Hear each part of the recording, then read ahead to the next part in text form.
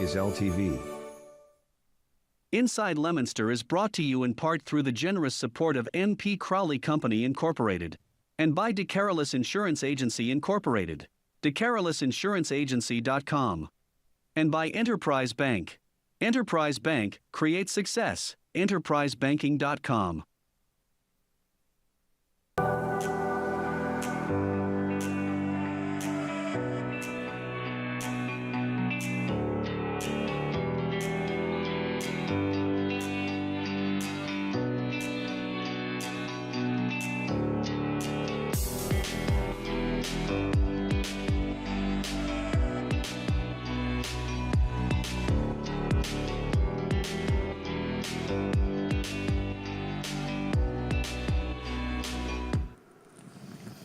Yeah, sure. We're here. Of course we are. I'm just trying to make sure I share this on Facebook. Good afternoon. My name is Dean Mazzarello, Mayor for the City of Leominster. And yes, we are live today. And Art told me earlier today he's going to be busy, so no Art report. He's busy. He's moving. And, you know, if anybody that's moved knows how much work goes into moving. So we got a full show today with plenty of information.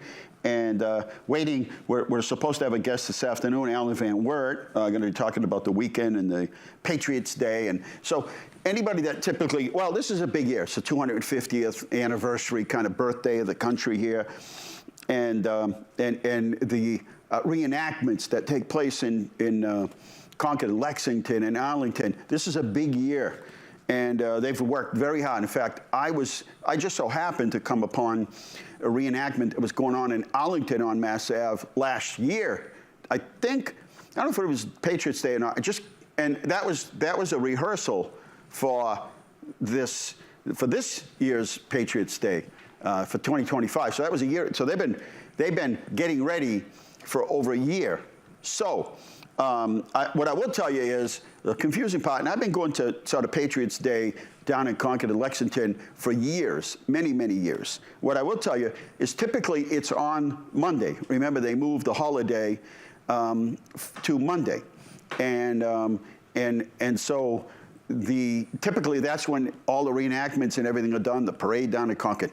This year, they've changed it. So it's actually going to happen on Patriots Day, which is Saturday. So anybody that's like, yeah, you know, I think I'll go, you know, Patriots Day is Monday, there'll be probably some things going on, but probably not all the big events. So I'm just telling you that as we get going, right? Is our guest here yet? Not yet. Okay. Well, we're gonna talk a lot about a whole lot of things. We can, let's see, so much going on. Tonight, as we speak, let me move to the center here. Okay, how's that? Tonight, as we speak, is the farmers market. So that's ongoing. That'll be starting in just a couple of minutes. And it's a lot of fun. It's not just, you know, root potatoes and beets, and it's a whole ton of other vendors. It's a really fun event. I believe they'll be going outside very shortly, probably next month, into the Commons. So lots going on. We're also working on an ice cream social for the last day of school. How's that? We're working on so we'll get you more details. So in other words, when school gets out, kids want to come downtown, we'll be in the Common, and we'll just make sure every kid gets an ice cream of their choice. How's that? All right, we're going to take a short break. Yep. Regroup here at Inside Leominster, 978-534-1626.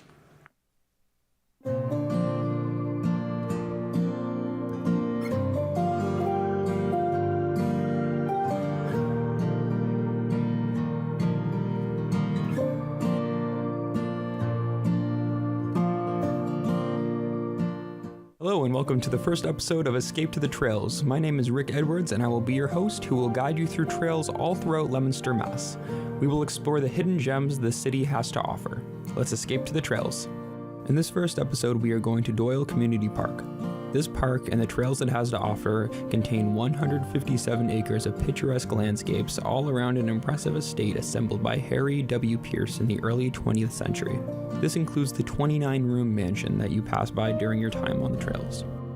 We have Louise Doyle to thank for donating this land to the city in 1981 to the trustees in central Massachusetts. She was a supporter of wildlife and open space and wanted to make a contribution of this land as a community space, as she thought it was important to bring people together. The nice thing about this park is that with the amount of different trails you go through, you don't have to enter through each one to see everything. Most paths end up looping, so you won't miss out on anything this park has to offer. From the main parking lot, there's 1.5 miles of trails that travel through Pierce Park, as well as the Estate Trail, which you can access by crossing the small road of Abbott Ave to see the full estate and mansion, as well as the landmark bridge and the small pond and willow tree. A staple of the park and a place where many photographers go to capture anniversaries, weddings, or any of the above. Photographers make sure to get a permit before. Leading from there, it's good to know the regulations of this park, so we can preserve it and keep it the way it is for years of communities to come and enjoy. The park and trails are open throughout the week and weekends from sunrise to sunset. Hunting is not permitted. Dogs are welcome with a leash, but prohibited from the large meadows during grassland bird breeding season, which is from April 1st to August 15th. Camping, fires, and alcohol are prohibited. Photographers must purchase a permit while shooting clients at the property. More info can be found at thetrustees.org. Lastly, keeping the place cleaner than you found it is such an important and mindful aspect of a shared community space. Doyle Community Park is such an important and unique space that has served the community of Leominster for years, so I hope this episode has opened your eyes to this gem of Leominster that has so much to offer. Until next time, this has been Escape to the Trails. I'm your host, Rick Edwards, and thank you for watching.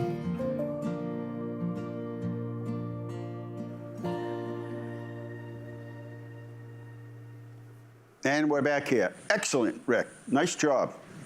Rick's got that calming voice that calms me down, you know? You could just hang around me all the time, keep me calm. Anyway, that's another visit, and nice job. There's so many parks in this town. You'll be doing like one a week for the next 52 weeks as you tour different, you know.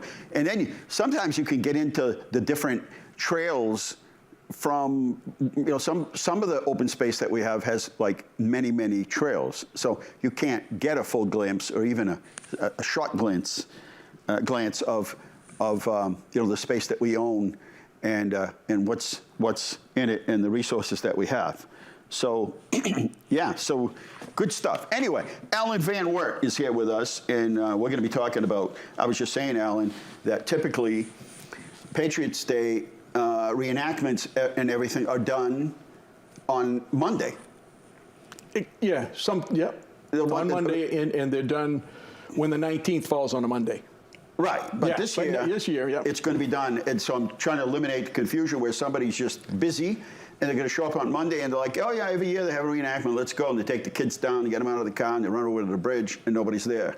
Then they're still going to have some events going on, but you'll miss this one. Now, you know, I go every year, you're there every year. This is sort of, you know, and there's always a good crowd, but typically you could park and walk somewhere on the side street. This year is going to be a lot different. Go to the website, Concord 250 or Arlington 250 or Lexington 250, and they'll tell you everything. You can take the train in, but you can't bring your bike.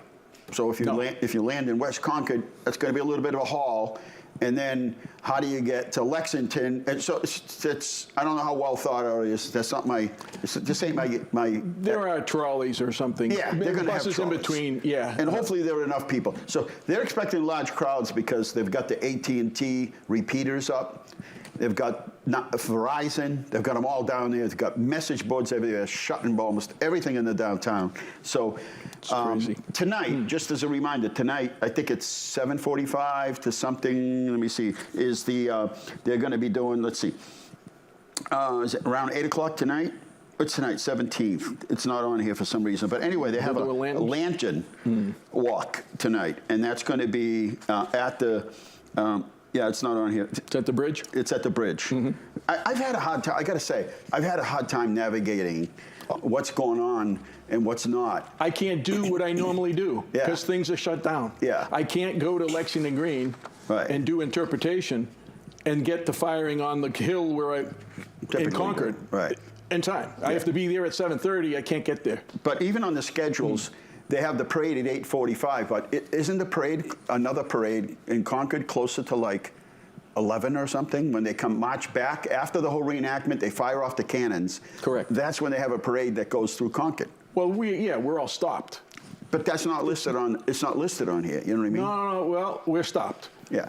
But we'll be in the front. We got about with the SAR guys, we probably have 170. Wow. And then with the DAR and the children, probably a couple, 250 maybe. That'll be in this parade. That'll be in the parade. We're going to be near the front. Right. Of the Concord parade starts at 8:30. Yeah. And but remember, they have that at 8:45. Oh, is it 8:45? Whatever it is, whatever time it is, right? 8:30, 8:45. Yeah, okay. I'll be there. And then they do the later, and they go. That's when the parade, and they go to the bridge. Exactly. Yeah. Right. They go to the bridge. They do the morn hours for the British soldiers. They shot off all the cannons. Right. And then they go back through Concord. Yep. And that's when they have the staging area, the viewing platform. That's not on here. That's all I'm trying to say. So I'm a little bit confused. They could be dignitaries. They don't want people to know. I don't know. Anyway, it is happening. It's happening this weekend. And tonight, if you bring your lantern, even if you don't, you go to the bridge about 7:45 when it gets dark. You don't have to bring your lantern if you don't want. There's going to be a whole kind of reenactment thing going on there. It sounds kind of fun. Whether I make it down there or not, I'm not sure. But anyway, it's available. Then, the real big day, and I think on the 18th here, is encountering Paul and Rachel Revere at the Paul Revere House and learn the full story of the Revere's adventures on the fateful night of April 18th. Around 8 p.m., visitors can gather in North Square to witness Revere's departure from his home and follow in his footsteps as he makes his way to the waterfront. Yep. Throughout the evening. I will be there. Yeah. Yep. Throughout the evening, there will be a variety of events happening between the Old North Church, Langone Park, the Charlestown Navy Yard, U.S. Constitution, the USS Constitution Museum, and the Boston Harbor and Charlestown's City Square. So that's what is happening. So yeah, supposedly somebody's going to row him across. I wouldn't want to be out there. A little choppy. The wind, a little choppy. But that's how it was. You're right. Right? Yeah, that's how it was. Reenacted how it is. British company. Now, I don't know if you saw, there's a little bit of a, and by the way, if you have any questions for Allan, 978-534-1626, and then we'll ask Allan to kind of go back in history in terms of his family, and because there's a rich history right there. But, first two guys on Lexington Green. Right. So that's cool stuff. Yeah. But what I was going to say is there's a little bit of a war going on, or a conflict between Lexington and Concord, and it's because and it really, it's been going on, but it came to the surface this year because Lexington said, hey, wait a minute. There was conflict here first and battle here first before they got to Concord. So they say this shot heard around the world as if this is what started it all off. And then Arlington jumps in and says, hey, wait a minute here. Hey, wait a minute here. This conflict was here in Arlington before it got to Lexington and before it got to Concord. That's news to me. Yeah. Well, who got killed or hurt over there? Well, historians, you can Google it. It's a whole historian thing, and everybody's got their story. The first guy that got hit over the head with a sword was at night before Paul Revere got captured. Nelson. So it started there. Osiah Nelson. He goes, the regulars are out. He jumps into the street, and they go, yeah, we're right here. Bang. On the top of the head. He's the guy the first shot. The first shot was a sword right to the top of his head. Right. Yeah. But anyway, so that's interesting for the historians. Right. To kind of read into it as to, hey, wait a minute here. The key thing here is we all remember through history is the shot heard around the world. That's really all that's been taught in history. And now the historians are saying, hey, wait a minute, that's not happening. So give us some background in terms of your family and that history, because it's pretty interesting. Well, yeah, I mean, starting at the Tea Party, Benjamin Eads and John Gill, I think it was John, the Eads and Gill print shop were the key founders of the Tea Party. Mm-hmm. He's my first cousin through my ancestor. My ancestor was Colonel Samuel Eads of Needham Artillery Company. So that's really... starting back then, probably goes back further. But Lexington, was like the Parkers and the Monroes. The first guy killed was Uncle Jonas Monroe, bayoneted. Second guy killed on the green was Robert Monroe, also bayoneted. So there were no shots. The first shot, I went, who fired first? I read the first-hand accounts. It had to be a British officer or somebody on that side, and two guys, Ebenezer Monroe, whose musket was found or was in Ashburnham. Now it's in Worcester, but he's my cousin, and So they witnessed somebody firing with pistols. So it was, but it wasn't Pitcairn. So you Was have that to in go. Lexington? That was in Lexington. On the green. Okay. Their first-hand accounts, like in 1812 or whatever. So I'm going to go by them. I'm not going to say, oh, somebody fired from the Buckman's Tavern. Right. No. Right. But no, the first guy that got killed that day was poor Aishel Porter, who was a victim of circumstance. He was from Woburn. They told him not to run. What did he do? He started running. So they shot him in the back. Yeah. They He didn't belong in Lexington, Right. and he's just there. So it was 7 against So you see, there was 700. there was conflict. Huge. But what I'm saying is, I think the historians in Lexington are saying, wait a minute, there was conflict here. Whether it was but history says the first shot that started the whole revolution But was what made they're in saying Concord. the first shot is, I think, is the first recorded shot of the Patriots against King's troops. Yeah. So In history, everybody's got their own story. It's. I think Ebenezer Monroe would know, and he recorded that he got a shot off. Now, did he hit anybody? I don't know. There was somebody got hurt near the Buckman Tavern, so I'm not sure who did that. So yeah, there was conflict. It's kind of like Facebook today or social media. It starts off one thing, and then at the end you're like, I'm totally confused as to what happened here. So it could be an accident, and somebody will say, I saw an accident, and this is what I saw, and then somebody will say, well, I was on the other side of the street, and this is what I saw, and then somebody will say, well, I know somebody that knows somebody, and they know what they're, and then somebody will finally say, yeah, but I was in the accident, and this is what happened, and then somebody will say, but I was in the accident too, and that's not what happened. At the end, you're like, I'm not sure what happened, right? Well, I did read the first-hand account from Captain John Parker in 2000. And after the first two guys were bayoneted, all his guys finally did disperse. But they wanted him to everyone to drop arms. But they were trained, no, they took it to church or whatever. They didn't drop their arms. Right. So they retreated, still holding it, so they got shot in the back. Right. The other 5 guys. Yeah. Yeah, one guy died on his front steps. Now, his wife was there. On the 19th, which is Saturday, I just want to make sure. You're not saying Patriots Day. It is Patriots Day, but it's Saturday. The highlight for many is the Battle of Lexington reenactment, which you'll be at. Not this year. You're not going to go. I can't go. I can't do both. I can't do both because all the roads are shut down. Right. Now, why are they doing that? Is somebody going to be there? Maybe. I don't know. There's rumors that the president or somebody's coming, or somebody's. Somebody coming. I mean, somebody's coming. Yeah. We don't know. Paul Revere's coming. We know that. Right. The British are coming. Paul Revere, yep. And Thaddeus Bowman. Thaddeus Bowman comes to the Buckman's Tavern and tells them, get your ass out here. Yep, get busy.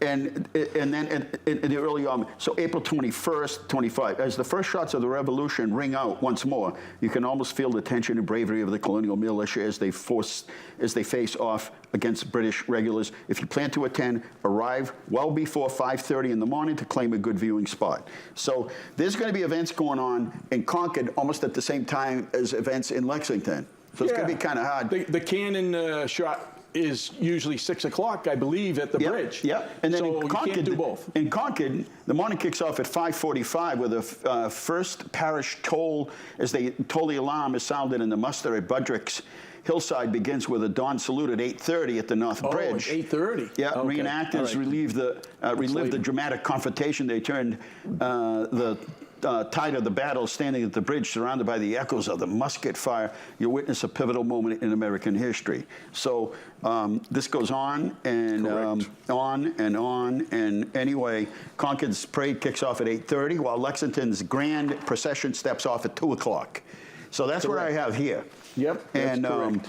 And so I hope people don't get confused, because I kept going to these websites and I'm like, this doesn't sound, unless they've changed things around where there's not going to be, after they leave the bridge and head down to town, that's usually on the side streets where everybody joins into the parade, and that's usually 11 o'clock or so, or 12, unless they've cut that out. But the schedule says a parade at 11? No, at 8. It says at 8. The Concord's parade kicks off at 8:30. 8:30, yeah. Right? But then it'll start again. But it shows up nowhere. It doesn't say it anywhere. So where are we going? I'm just telling you. Go on the Concord website. You'll see what I mean. Yeah, I didn't go there. I'm telling you. I went on the Minuteman Park schedule, but maybe I'm wrong and I didn't see it right. Anyway, you've been involved for how many years now? You've been doing this? 25. 25 years. And it's nice that people step up to keep the history alive. It is, in 250 years, it's just unimaginable today with artificial intelligence and robots that vacuum your house and scrub your floors and robot-assisted surgery, that this actually happened 250 years ago. I mean, it's just hard to believe sometimes. Right. And you wonder sometimes whether we have lost something along the way here in the name of progress in history. We lose history. I mean, I mean, I wish I listened to my grandmother. She knew everything about Concord. The whole, and was I interested? Not really. I was but 14 and 15 years old, right? And, but now we are. Now we know some of their names. So I've got great pictures of Allan, because we always take pictures of Allan in the parade. Last 4th of July parade was cool. But then at Sudbury we caught you there, and we catch you in, wherever you are. We just so happen to be there. And I give you a big yell, "Hey, there's Allan!" What is it? Is it Captain Joslin from Leominster? Was big in the Revolutionary War. Huge. And in fact, in Leominster at the Pine Grove Cemetery is supposed to be, if not, the largest cemetery holding the most amount of Revolutionary War. 140. 140, yes. Yeah, and my ancestor, Oliver Carter, is in there. Oliver Carter. And Oliver Jr. Yep. So that's the line that went down. It was Priscilla Carter, and I forget, it was like the Howe guy married into it. So we have a big presence out there in... we do. In the Revolutionary War. They got to Miriam's Corner, or the Bloody Angle, roughly at 2 o'clock, 2:30. Leominster guys. Yeah. So about the same time as Sudbury. Right. Sudbury guys. Now, Miriam Corner, did they cancel that event because of the weather or something? Yeah, there was another one. People got upset. They're like, why? And they're like, because of the floors. They're like, Sturbridge Village has the same floors. Why don't, they people said got the upset. floors? Well, I don't know. Yeah, the that's weather, an excuse. The weather, I think. Listen, it's the Revolutionary War. The show goes on as far as I'm concerned. We did the Bedford pole capping. Yeah, we did that. So once we were that was the same we day. were fixing a flagpole out in the Boston Common, and it had to be climbed because you couldn't get any equipment near it, so it had to be physically climbed. And so all the historians were around, gathered, because of the the old legend about the bullet up in the in the ball or something up in the top of the pole. And so when the guy that worked for me got to the top of the pole, everybody's watching, the cameras are going. But we think that probably, based on some of the work that had been done up top, we think that it might have been true. There might have been the bullet at up one there time. At one time. And this is a beautiful pole. This has got a base made out of either wrought iron or cast aluminum, and it's waterfalls. It's just this beautiful, spectacular base to this flagpole. It's in black, and so we think, and the historians didn't have any record of it, but we think somebody was up there at one particular time, and whether they removed the bullet or not. But it was very interesting because everyone's like, "You think there'll be a bullet? You think?" It was almost like when they opened up the safe there, or Araldo opened up the safe, and then you see, but there's nothing in there but McDonald's wrappers and stuff. But anyway, it's certainly a part of history, Oh yeah. There's a bullet house when you're walking past after the bridge, going back to Concord Center. Yeah. The yellow house on the left. You've seen it? Yes. Yeah. So we're thinking, and I also heard that they're getting some loaner cannons to come in.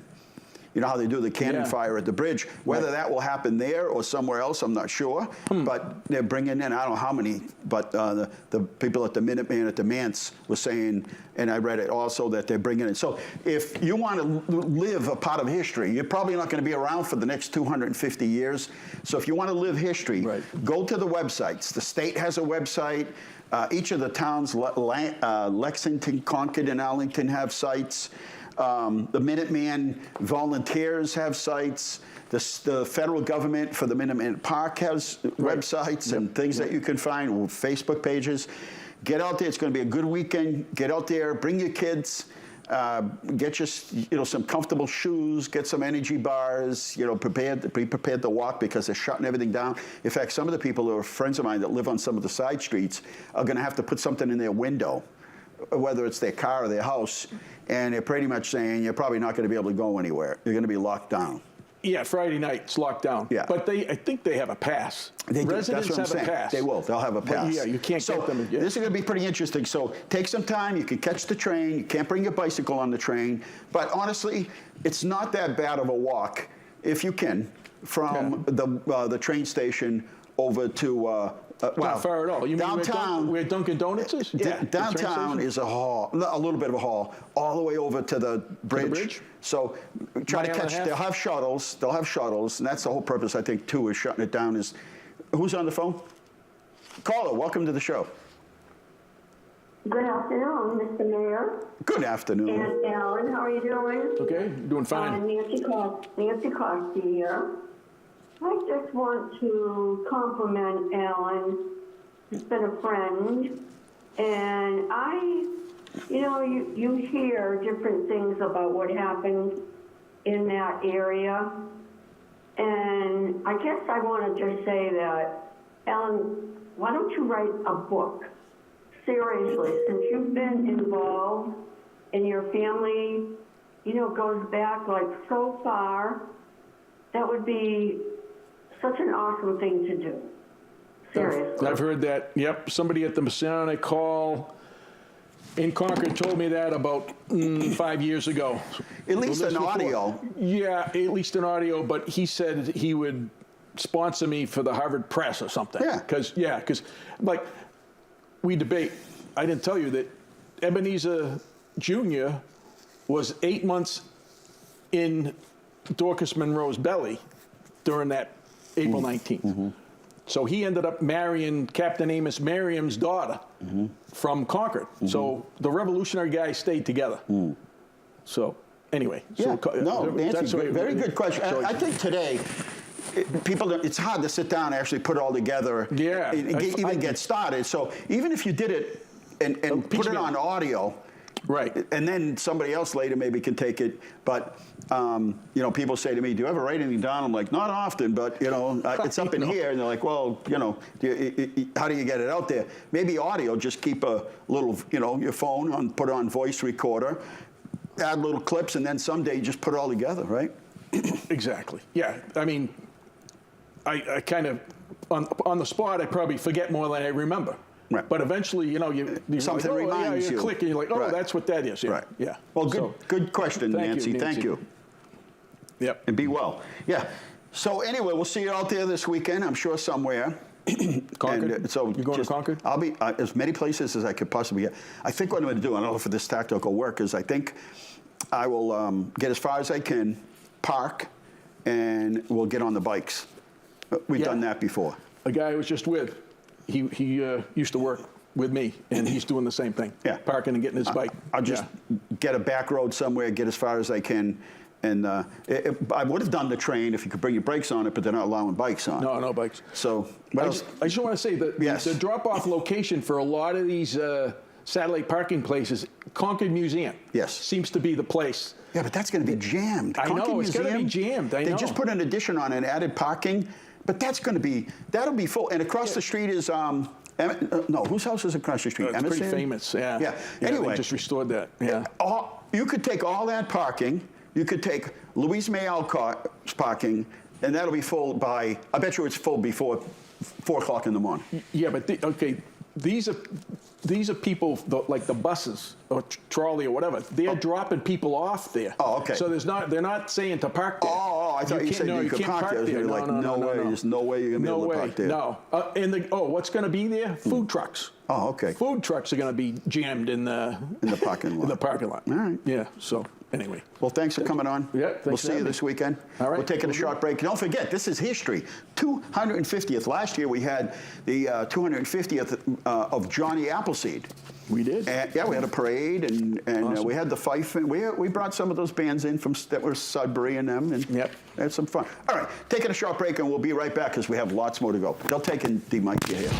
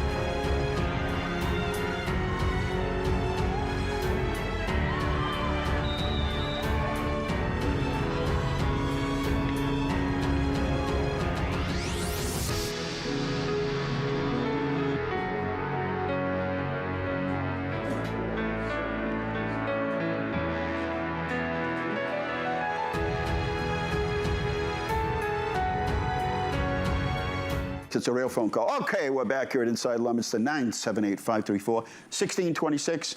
And let me tell you, as a person that can't always make it to the games, it is so nice that LTV goes out and does these games. And sometimes there's not much sound to them, and there's nobody there that's the commentator. But the picture is tremendous. It's excellent, and it's just nice to be able to watch these games. It's exciting to be able to watch these games. So thank you to LTV to be able to do this. You know, I touched on Facebook or social media a minute ago, and it is sometimes, and listen, as I've been mayor 32 years, there are issues that come up where people are for and against it. I think the thing that I hear the most right now on this fairgrounds project is people are thoroughly confused. There's information out there, and there is so much information that as I was saying a minute ago, people aren't sure what's. So let me take for an instance. It started on Monday night, and it's Thursday, and it was said the city. So somebody immediately goes to Facebook or social media and says the city's paying for the lawyers for the fairgrounds, and I try to answer it, and I said no, that's not true, and it just keeps going. And it just keeps going and going and going, and no matter how many times you say it. So let me just say it for the last time, the easiest way. The taxpayers are not paying. In big projects like this, we require, just because there's a lot of back and forth between attorneys and everything, and we have to make sure that we protect our interest in the event that it happens, and people are like, oh, you split the project, so, and like, no, this is due diligence, making sure that the city is protected all along the way. And so, and what's interesting is a lot of people, I've been mayor 32 years. Our administration capped the landfill and built a gas collection system. How many people have asked me one question about either of the processes? Do you know that we dug up some of the landfill? Nobody's ever asked me one question. No. One question in the whole process. It's been going on for a couple of months. I was in the middle of it all, right? Testing, the gas collection system that didn't run because there was not enough gas to run it. The fact that the methane gas never migrated over to the other side of McKenna Street to the houses because until we dug up the street and ran some utilities down and put rock, and that provided an escape. And so the whole history of it, and not one. So I don't know what, for people that what side they're on, but then there's a group of people that just want to know the facts. They just want to understand the whole thing, not from a slanted version from either side. And that's the case with almost every issue, is people are just like, you know what? I'm so confused. I can't seem to get the correct information.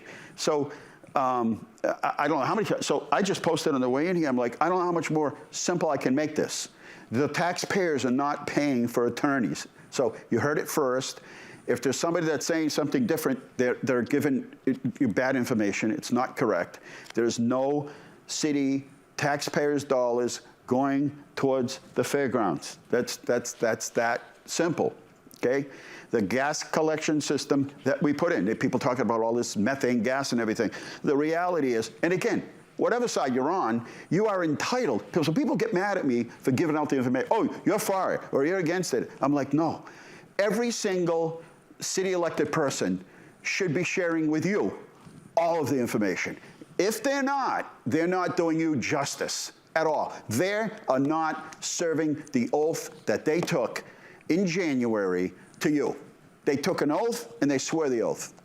Part of that oath is to give you the correct information. It doesn't matter where you are. So it's okay if there's a game and your kid's playing soccer and my kid's playing soccer, and we're both city councilors, and I'm rooting for that team and that's fine. Our responsibility is to give you all of the information, not slanted information that's been pasteurized from either side. And if you don't support the information that we gave, even though it's incorrect, then you're mad at us or you're upset. Well, that's just the game. That's what we signed up for. That's what you ran for office for. But if you're out there as a city council and you're giving improper information, then that's absolutely wrong. That is not what our jobs are. Our jobs are to protect the citizens, and it is tough. It's tough sometimes to have to do that, because sometimes people get upset because they feel as though you support a particular position. My thing is, I want to equip you with this, which is why I do my morning briefings, which is why I post so much on social media, Instagram, whatever it is. This is why we post things, message boards, you name it. Why I do this show. I do the show for an hour. Anybody can call with any question they want and ask anything, and yet we only get a few calls. And you can now get this, it's on social media. It's live. You can call in, you can text, you can call, you can email, right? So certainly trying to make ourselves accessible, but the most important thing is you get, and even if you're disappointed, or maybe you don't want to ask the question because you're afraid what the answer is. For instance, we had this big issue about the gas collection system. The gas collection system, we were told there's going to be so much methane gas coming out of the landfill. We didn't have enough to run the system. We had to run a gas line over to the system, like natural gas, because the system just keeps running, because we're told we're going to have so much methane gas, you better get ready for it. So it's stuff like that. That's a fact. That's something that should be shared no matter what side you're on. And in fairness to people, they don't deserve somebody, an elected official of any kind, coming out, taking a position against something, and all they give you is the information that either supports it or doesn't. That's not fair. That is not fair at all. That is not fair. Is that for political reasons? So you figure that's a good thing for you to do. You can hang your hat on it because there's more people over here that you perceive are either in favor or against it. So I'm going to go with them because that's politically smart. That's a good strategy, right? There's 100 people here, but there's 20 people here. How about doing the right thing? How about furnishing everybody with all of the information? Otherwise, you just haven't done your job. So let me just take that one issue. There's no, I'll repeat it one more time, and I'm sure I'll have to do it another, I don't know how many more times, but I'll say it here. So that people record it and they can share it. As soon as they get off here, people start sharing it. There is no taxpayers' funding used to hire lawyers to protect the city. That is all paid for by the fairgrounds people. Does that kind of make it understandable, or did I not make it clear enough? If there's no taxpayer is paying for any attorneys that are working. The attorneys that are working for us, right, are paid for what happens is the money gets given to the city. It's deposited. We hire our attorneys, so there's no conflict there. So if there's any questions about that, I'm here for another, 15 minutes, 978-534-1626. And again, I just posted, I said, I don't know how many more other ways I can explain it other than to just say, it's this simple. No taxpayers' dollars are paying for attorneys. Anyway, tonight, right now, is Earthfest was last night. It was great. Is it Tuesday night? All these days run into each other. Excellent. I had a lot of fun. I love those events that they have at City Hall, Earthfest. It's so fun. And then tonight is the Farmers Market. It's Farmers Market plus. So it's Farmers Market and so much more. It's like a fair almost. It's fun on a Thursday night. Bring the kids down. And then tomorrow's Easter Fun Day. And that's 10 to 2, no cost. I had so many friends this weekend tell me about how they went somewhere and took pictures with, had some, pictures with the Easter Bunny, and they charged them all this money, and the pictures weren't all that great. And I'm like, just come down to Easter Fun Day, take all the pictures you want, and they're really good pictures. And we're doing a spring planting activity with kids from Lowe's, paint a bookmark. We're going to be doing a color activity with ABA Centers of America, color on the giant coloring wall, take a picture in the Peanuts cutout, make a paper flower vase, craft, thanks to Project Apple, do a butterfly flower, get your face painted thanks to the rec department. So 10 to 2 tomorrow, okay, 10 to 2, right at City Hall. There's no charge for parking. When you park anywhere downtown, there's no charge for parking. Decorate your own spring cookie. Get a filled egg with the Easter Bunny. That's it. It's free. There's nothing. You're going to walk in. Doing the petting zoo? They're not going to be there doing the petting zoo for some reason. I'm not sure why, but they're not going to be there. I guess they didn't have any bunnies who want to participate, I guess. And yard collection, curbside yard collection, that's coming up. It's already started. Get your paper boxes out there, your barrels without a cover on them, and or you can just put them in those bags they sell, and put as many out there as you want. We're doing that until May 31st. So next week starts the cleanup, and we did it interesting enough because we did it so that it's more user-friendly. And typically we'd have one day, Earth Day, and we'd all show up. But it's become increasingly difficult because so many people are so busy with so many other things that what we've said is, hey, we have a kit here. If you could do this on a Tuesday night, everything's in the kit. I had a gentleman that was there at City Hall when I was leaving, and he was getting his bags and his T-shirts, and everything's free. And you leave the bags there, and we'll pick them up. So great opportunity. Let's see. We've already scheduled in events for May. I'll kind of go by some of those things there. Just because some of them are not coming up until next month. But Art and Bloom is happening, and that happens every year at the Fitchburg Art Museum, Friday, April 25th, Sunday, April 27th, and it goes right up until, 27th. So go to fitchburgartmuseum.org, and then also you're invited to a pasta supper. This is great because you go to Sportsman's Club on Sunday morning on the 27th, have breakfast, and then at night, go to the pasta supper, and they do have takeout. It's at the Veteran Center. It's $10 a person, $5 for a veteran, cash or Venmo, dine in or takeout, help support Scout Troop 151. Yeah, so a lot of these in May, and I want to make sure we've got time for other things. Again, if there are any questions about anything that's happening in the city, they're starting construction. And another sort of misconception is that there was a change of designs in front of Water Tower Plaza. Nothing has changed. The only thing that changed is they made a temporary area for the bike trail. And then once, kind of like a bypass. And once the construction was done, they reconnected in the way they were. So there's been no changes to the design of that project. Now, we actually have a meeting in the morning. They're going to be coming in. They're going to be doing their final touch-ups. They're going to do the plantings, which is substantial. And I think you're going to like the look of it. It has slowed people down. My perception is, we're looking for the data, is we have less accidents. Are there still accidents? Yes. Are people still trying to get used to it? Yes. You know, the merger up in North Leominster after the lights at Wyman's going north, Taken a while, but you know, the zip line, kind of one car and the next car goes behind it, and then you just all kind of fit in, like a zipper. We have less, it's getting more cars than we've ever gotten through those intersections, more safely. There's more dedicated lights to tell you to take a left. Yes, there's the turning light. We didn't have that before, so it is helping. And then Route 12 project, that's a $30 million project. There are communities across 351 communities just begging to get $30 million for a project in their city or town. And most of the money is spent on highways, Route 2, 28, 93. That's where most of the funding goes. As a member of the MassDOT board, I can tell you that's 99% of where we vote on these projects. That's where they go. They're out in Newburyport over that big bridge that goes over 95. Big projects.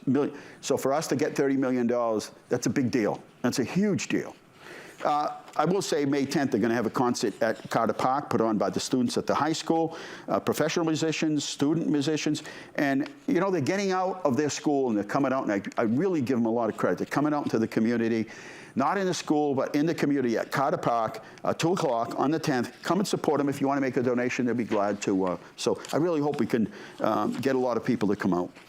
Resident yard waste drop off. If you want to, you don't want to put things out the curb, but maybe you want to put them at the curb and go to the yard waste drop off. 22 Jungle Road, across from Walmart, Thursday, Friday, and Saturday, 8 to 12. You're going to the public library tomorrow. It's Easter Fun Day. Oh, it's Easter Fun Day at City Hall, so the people at the library will be at City Hall.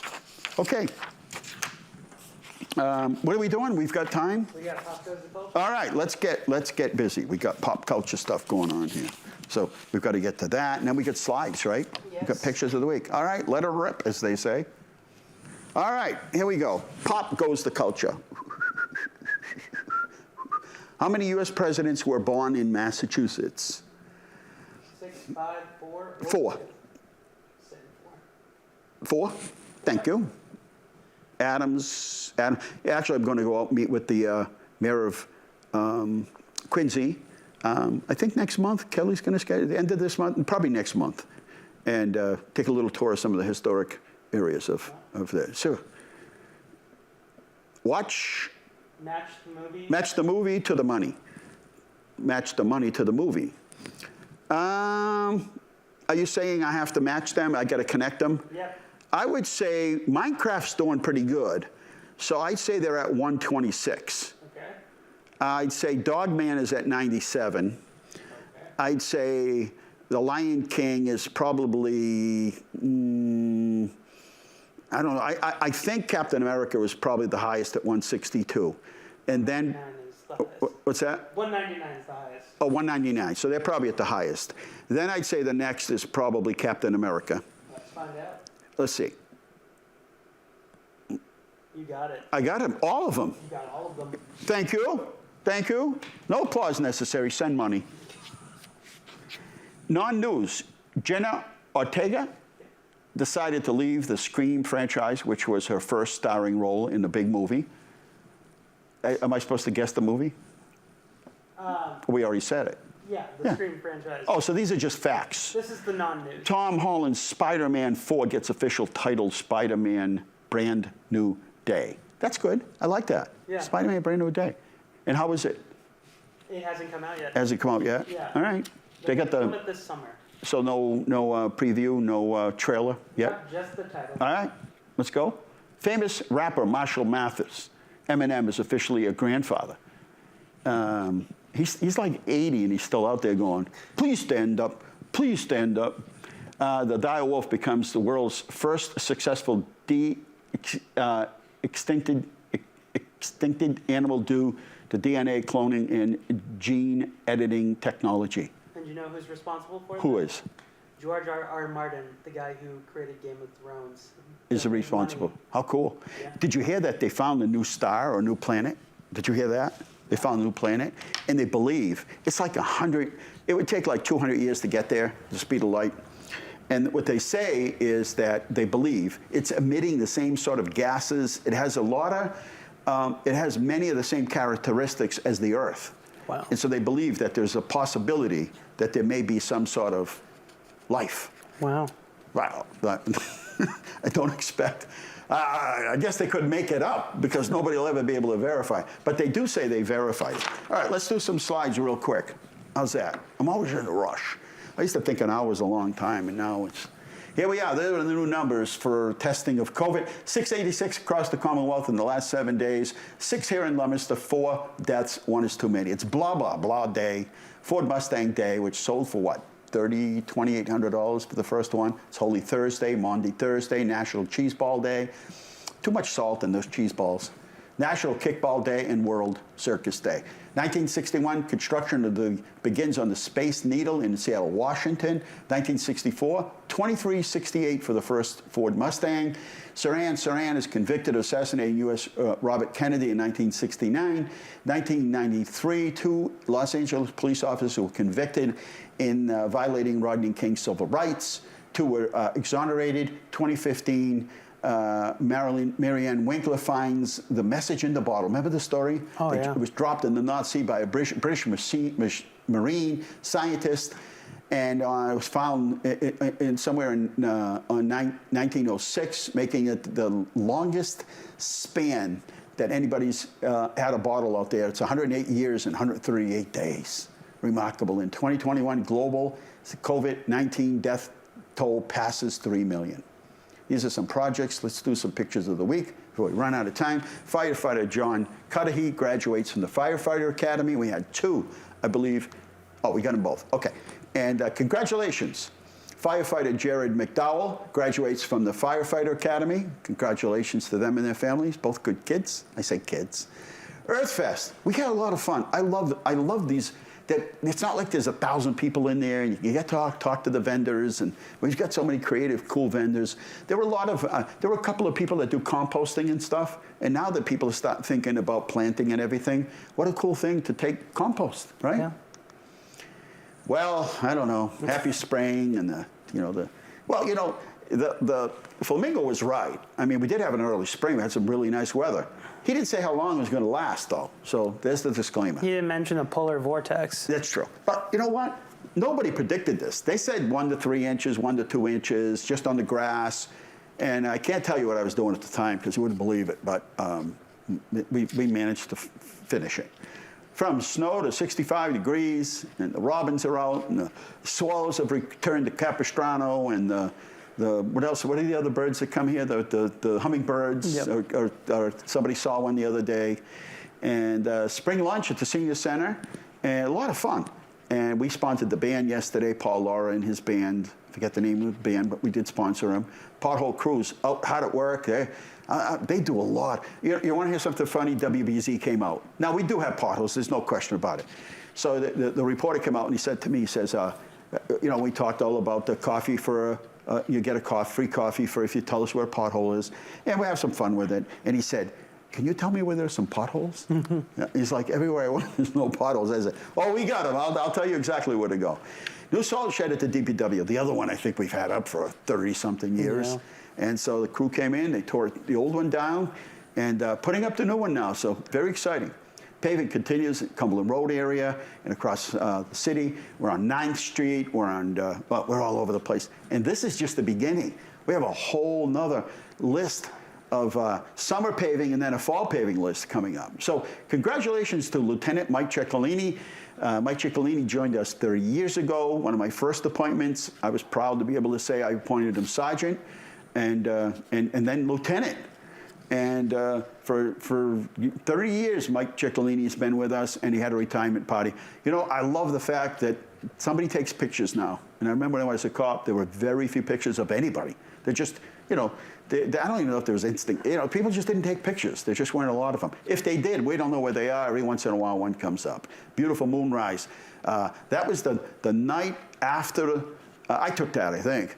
The night after the snowstorm, when a lot of it melted already, or some of it melted. And it just seemed like we had like 10 days of rain. It just kept raining, and then it snowed, and then it rained. We didn't see any sun. And just as I'm coming in the house, I see the moon pop, stars come out.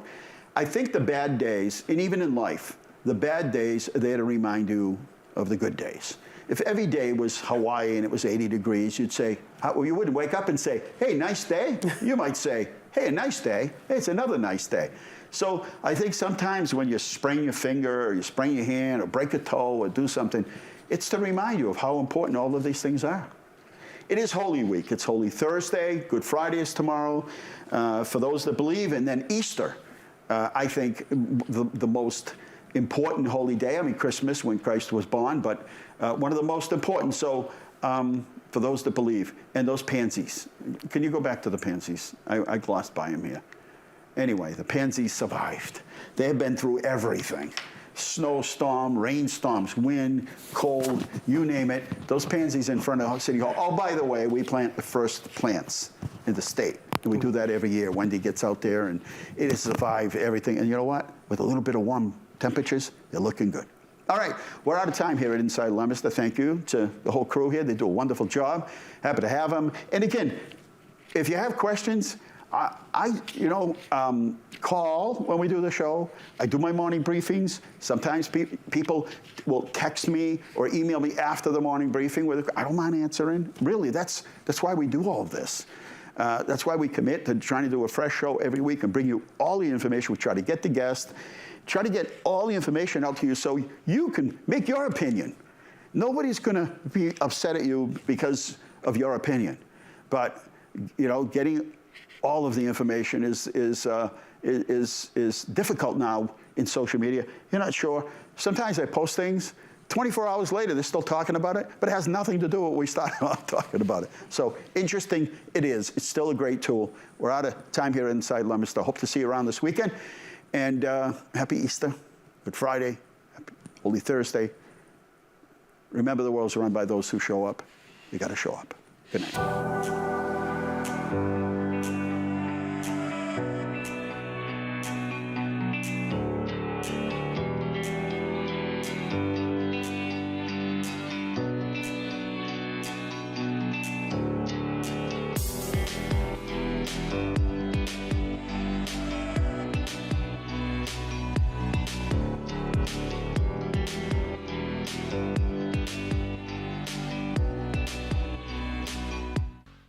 Inside Leominster is brought to you in part through the generous support of N.P. Crowley Company Incorporated and by DeCarolis Insurance Agency Incorporated, DeCarolisInsuranceAgency.com, and by Enterprise Bank. Enterprise Bank creates success. EnterpriseBanking.com. This is LTV.